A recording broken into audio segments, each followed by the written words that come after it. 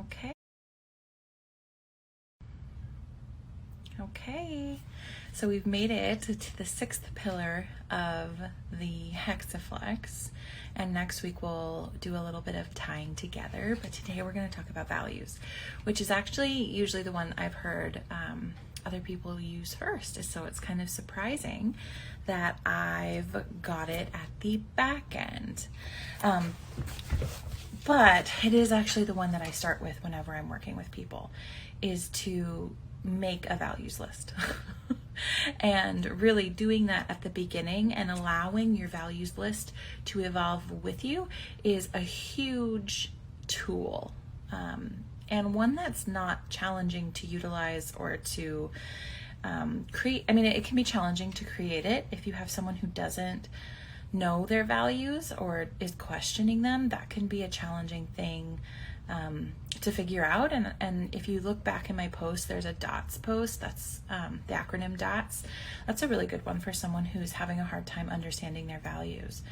But what I usually recommend for a values list is simply going through a large list of values. I have one that's not available right now, but I can make it available at some point, and just narrowing it down. But before we get into that, let's talk about what values are.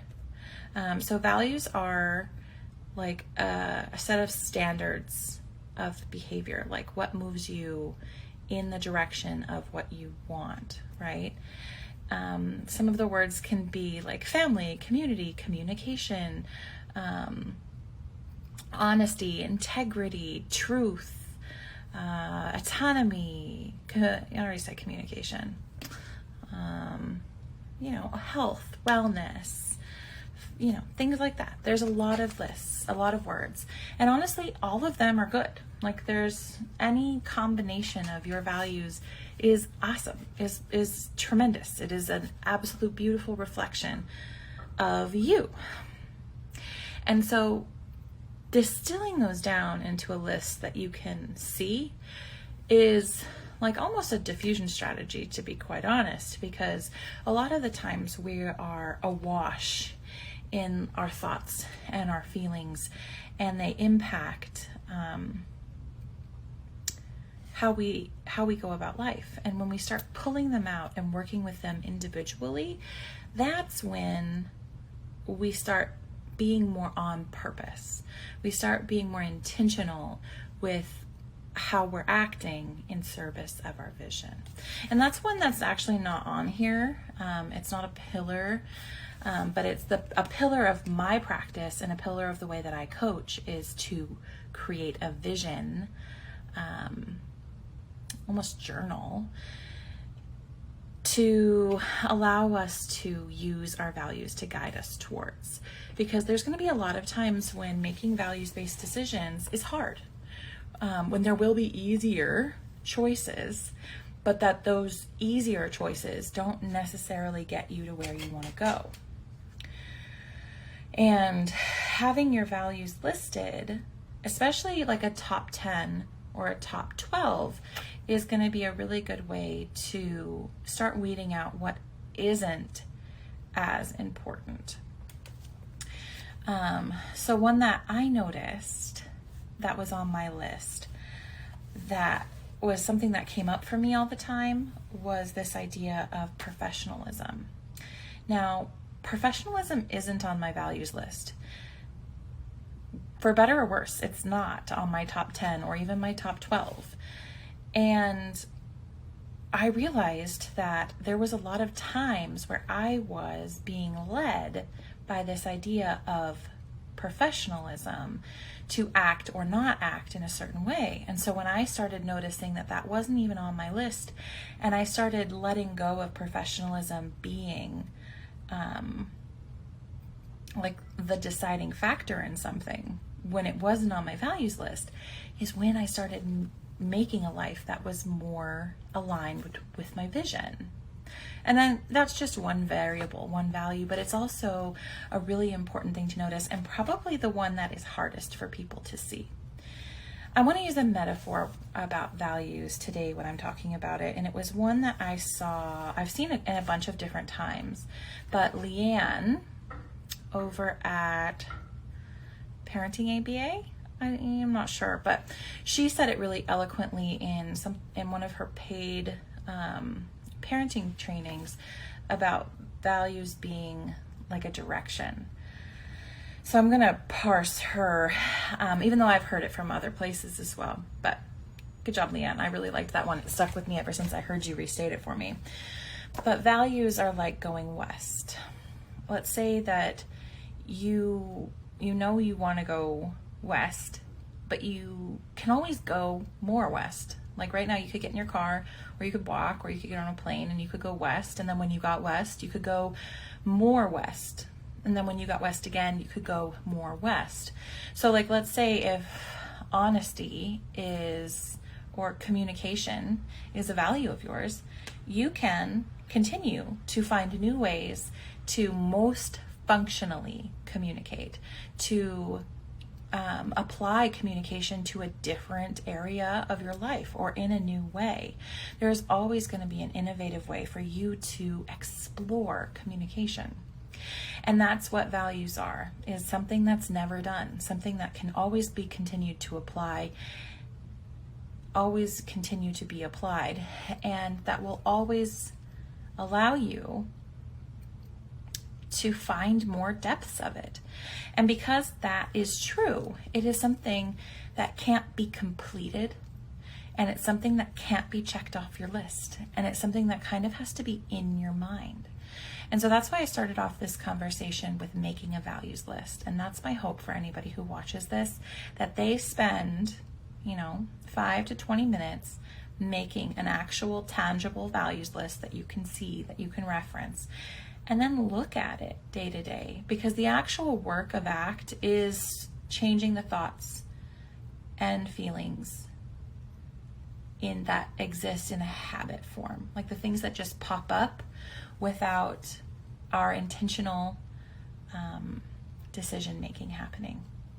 And so when we start referencing our values list that we made intentionally, and we start moving the way that we act in service of these values towards our goals, that's when we start interacting with our environment differently. We start creating new patterns and habits of thought and feeling, and we start feeling different about how we go about stuff. And I talked about the letting go, but the example where I was like letting go of professionalism, but the other one is also leaning in. Like when you know that something is valuable to you and it's like a core belief of yours, it's going to be easier to do the hard thing that's uncomfortable, but that's in service of your authenticity, right? Being able to have that list and use it almost like, excuse is the word that's coming to mind, but like, no, this is my value. I value this. I'm going to move towards this, is almost freeing in a way. At least it is for me. And it can get complicated because you can have two values of things that go directly against each other. You could value professionalism and you could value authenticity, and there could be a situation where you have to pick one. And that happens all the time. And so it's about being able to get down to the things that are most important. Because in that situation, if those things were on the top of your list, it would come down to how are you going to be serving your vision most helpfully, right? And there's going to be some tough decisions there, and letting go versus leaning in, versus even noticing things are working. It's all kind of a roller coaster, and it's dynamic, right? It's something that's always going to be evolving and changing and moving and adjusting. And so when you have like a handhold on your values and you've got them pulled out so that they're not like floating around you all the time, and you can diffuse from them instead of being, fused to everything being important, and pull them out as little buttons that you can reference, that's when you start actively making intentional decisions and doing the work. Like that's the work of ACT. And of course, they all tie together, which we're going to get into next week, is kind of bouncing around and talking, because in every single one of these, I say that's the work, but they're all parts of what is going to help you towards values-based decisions. And so I think probably values are one of the easier pillars of the Hexaflex for people to understand, but it's really a powerful one anyway. And so I already have looked at the poll a little bit, and it looks like the majority of people who were polling said that they haven't made a values list before. And I would greatly encourage you to give that a try. Put it on your wall, put it on your mirror, put it on your fridge, put it in your phone, make it your background, whatever it is that you need to start referencing your values more on purpose, more frequently.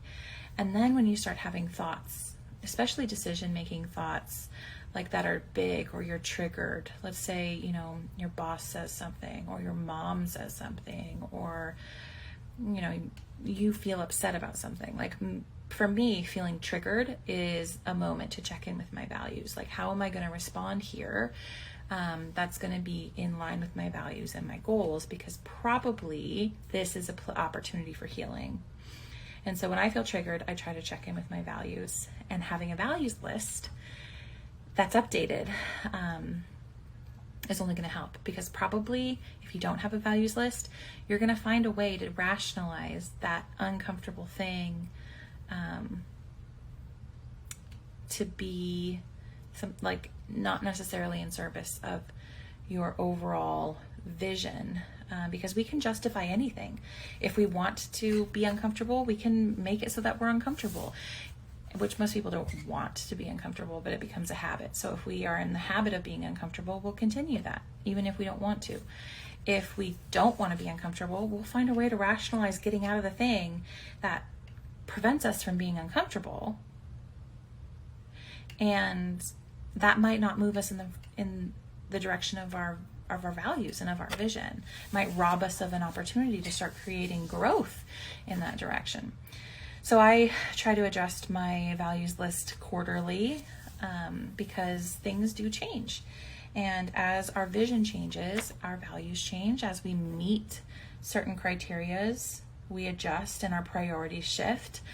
And that's beautiful. That's dynamic, and that's life. And so one thing I'd like to also invite you is to notice if you have any expectations around checking boxes off, saying like, oh, I met that value, or I met this goal, because probably there's going to be a way, just like values, to continue moving towards it, or to apply it in a different way, and to get creative about that. And life's going to always offer you an opportunity. So there's not very many people on today, so I'm not going to ask for questions.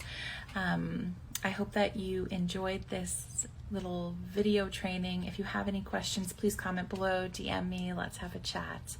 Value seems to be one that a lot of people feel good about, but I wanted to go ahead and give you guys a chat since we've been on the whole Hexaflex anyway.